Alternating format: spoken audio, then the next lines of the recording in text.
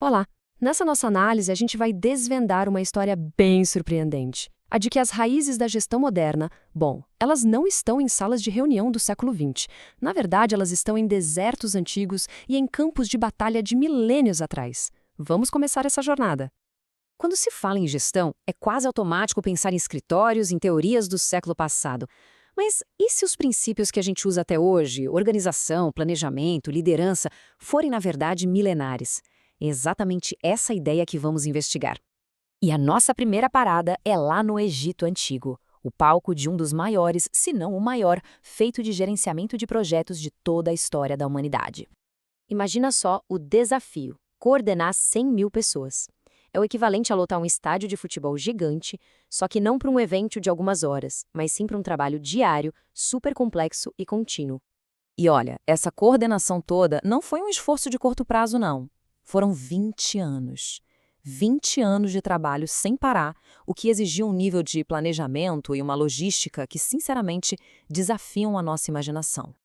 E agora, para complicar, some a isso o desafio material: mover, esculpir e posicionar com uma precisão absurda mais de 2.300.000 blocos de pedra, cada um deles pesando em média o mesmo que um carro. A complexidade logística que é astronômica. O que isso mostra pra gente é que a Grande Pirâmide não é só um milagre da engenharia.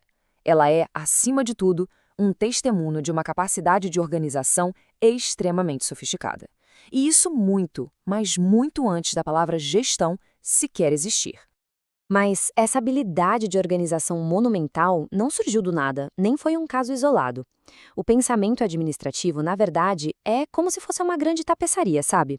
Ela foi tecida com fios de diversas culturas e épocas ao longo de toda a história. Civilizações como a Suméria e a China, por exemplo, já tinham sistemas de controle e registro. Mas as contribuições vieram de áreas muito diferentes.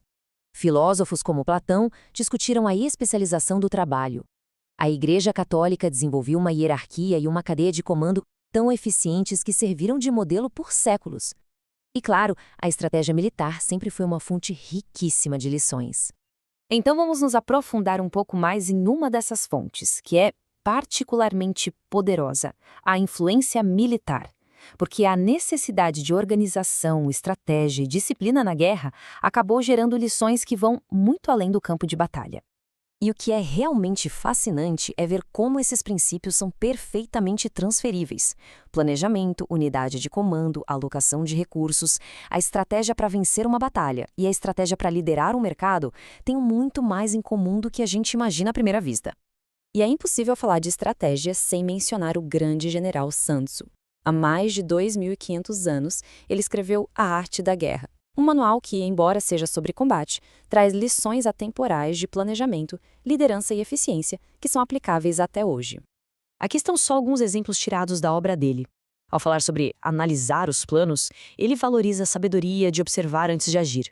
Em operação de guerra, ele defende a eficiência, a rapidez. São princípios que qualquer líder ou gerente de projetos moderno reconheceria na hora. E essa ideia, em particular, fala muito sobre humildade. Sobre a importância de ouvir, de coletar informações antes de tomar qualquer decisão.